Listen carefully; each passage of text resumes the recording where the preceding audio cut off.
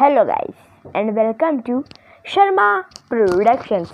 तो गाइस क्या हाल चल लोग का, मुझे पता है आप सब लोग ठीक हो और मैं भगवान जी से दुआ करता हूँ कि आप लोग हमेशा ठीक रहो। तो गाइस आप सोच रहे होंगे कि आज मैं कौन सी वीडियो आएगी, है ना। तो गाइस मैं आप सभी को बताना चाहूँगा अकबर बीरबल की कहानी। जी हाँ, आप सोच रहे होंगे अकबर बीरबल की कहानी का मैंने 3 पार्ट पहले डाल चुका हूँ, ये चौथा पार्ट क्यों? जी मैं आप सभी को बताना चाहूँगा चौथा पार्ट इसलिए क्योंकि अकबर बीरबल की कहानी हम सबको अच्छी लगती है और वैसे इंटरेस्टिंग भी होती है ना। तो मतलब मैंने सोचा कि इसका पार्ट 4 भी बना दो। तो वैसे मुझे कमेंट भी आ रहे थे कि पार्ट 4 बनाओ, तो मैंने सोचा बना देते हैं। वैसे आपको भी अच्छे लगते हैं ना अकबर बीरबल की कहानी, तो इसलिए पार्ट 4 भी लीजिए। तो आज की कहानी का शीर्षक जो टाइटल है वो है बीरबल का खिचड़ी बनाने का अनोखा तरीका। जी हाँ, आप सोच रहे होंगे ये बीरबल खिचड़ी मतलब कुछ समझ नहीं आया। जी हम अब कहानी सुनिए, मोरल के साथ है और बड़ी अच्छी कहानी है, आपको मज़ा आएगा। राज्य में काफ़ी ठंड का मौसम था। लोगों की रात ठंड में कांपने के साथ गुजर रही थी। बादशाह अकबर ने इस मौसम में पूरे राज्य में ये घोषणा कर दी कि जो भी शख्स महल के पास बने हुए तालाब में घुसकर मात्र अपने मुख को पानी के ऊपर रखकर रात भर रहे तो उसे बादशाह अकबर 100 स्वर्ण सिक्के भेंट स्वरूप देंगे।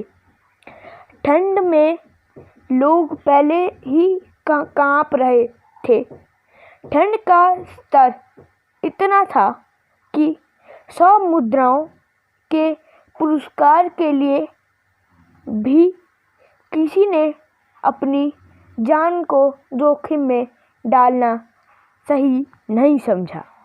परंतु मजबूरी एक ऐसी समस्या है जो व्यक्ति से कुछ करवा सकती है। इसमें वह अपनी जान की परवाह नहीं करता और ऐसे जोखिम में कूद जाता है। ऐसे ही एक किसान ने 100 मुद्राओं को पाने के लिए यह चुनौती को पूर्ण करने का फैसला किया। यह किसान काफ़ी गरीब दिमाग का था। उसे अपनी बेटी का विवाह भी करवाना था, परंतु उसके पास पर्याप्त धन मौजूद नहीं था। इसी मजबूरी में वे अपनी जान को भी दांव पर लगाने को तैयार हो गया। किसान ने शर्त के मुताबिक पूरी रात तालाब में रहे। अब जो किसान है वो अपनी बेटी की शादी करवाना चाहता है। तो मतलब उसने सोचा कि मेरे पास इतना पैसे नहीं है, तो एक काम करता हूँ, मैं वो जो टास्क दिया था ना अकबर ने दिया था ना कि मतलब जो भी लोग जो ठंडे पानी में अपने मुंह को देखता हुआ पानी के ऊपर मुंह रखकर रात भर रहे उसको बादशाह 100 मुद्रा देंगे, है ना। तो मतलब उसने सोच लिया कि मतलब मेरे पास इतने पैसे नहीं है, तो एक काम करता हूँ, मैं जो है ये टास्क जो है पानी के ऊपर सर रखकर पानी में रात भर रहता हूँ और फिर बादशाह मुझे 100 मुद्रा मतलब जो 100 सिक्के हैं गोल्डन वाले वो दे देंगे। अगले दिन जब वह किसान अपना इनाम लेने आया तो उसने बताया, बादशाह मैंने आपकी शर्त के अनुसार चुनौती को पूर्ण कर लिया है, कृपया मुझे 100 स्वर्ण मुद्राएं से नवाजा जाए। इससे बादशाह अकबर हैरान होकर पूछते हैं कि तुमने यह कठिन कार्य को कैसे अंजाम दिया। इसमें मुझे महल के एक दीपक ने साथ दिया। मैंने दीपक को देखते हुए यह महसूस किया कि यह बिल्कुल मेरे समान ही जल रही है, जिसके कारण मुझे ठंड बिल्कुल नहीं लगी। किसान ने कहा।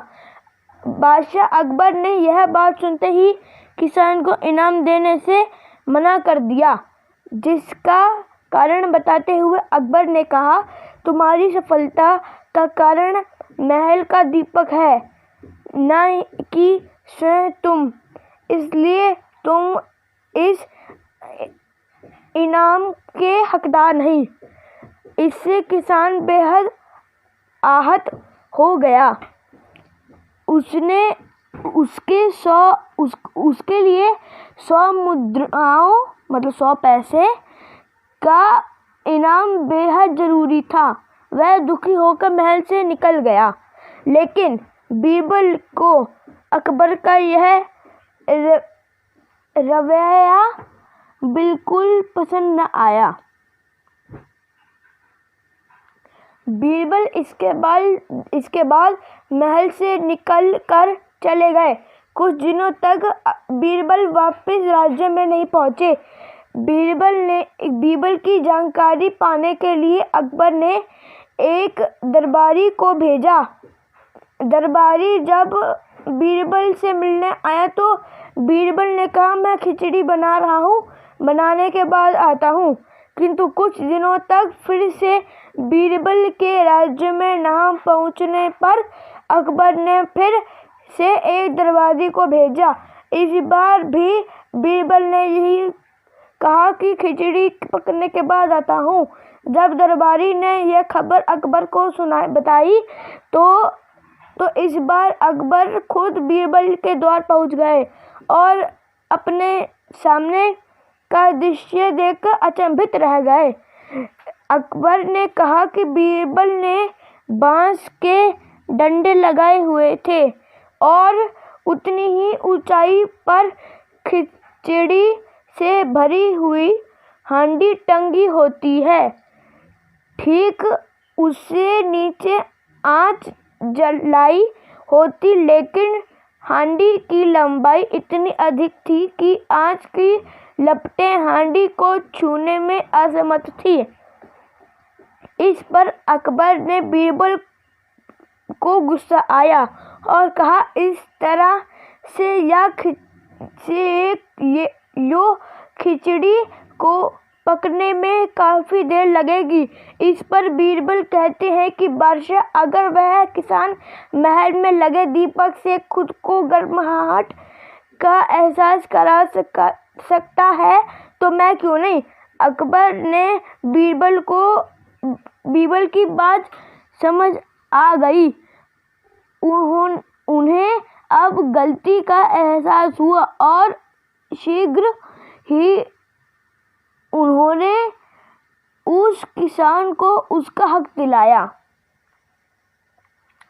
तो गाइस, इस कहानी का जो मोरल, जो शिक्षा है, वो है कभी भी किसी गरीब के हक का नहीं खाना चाहिए। मतलब है किसी की गरीब के हक का नहीं खाना चाहिए कभी भी किसी को। तो गाइस, कैसी लगी आपको ये स्टोरी अकबर बीरबल के, हमें कमेंट में ज़रूर बताइए। और पार्ट 4 हमें कैसा लगा ये प्लीज़ हमें कमेंट में ज़रूर बताइए। पसंद आए तो एक बार एक लाइक कर दें, नीचे शेयर का बटन है शेयर कर दें, और नीचे लाल कलर का बटन सब्सक्राइब का उसे दबा के देना। और एक मिनट और, लेकिन जो आप शेयर करोगे तो आप सारे रिलेटिव फ्रेंड्स आप उनको भेज सकते हैं। ये कहानी उनको बहुत अच्छी लगेगी। तो मिलते हैं नेक्स्ट कहानी के, मतलब जो भी कहानी होगी, एक्सरसाइज होगी, भजन होगा, पता नहीं क्या होगा, आरती होगी, क्या होगा, ये सारी वीडियोस में डालता रहता हूँ। आप प्लीज़ चेक कर सकते हैं हमारे चैनल पे जाके। तो मिलेंगे नेक्स्ट वीडियो के अंदर, तब तक के लिए bye, thank you and take care.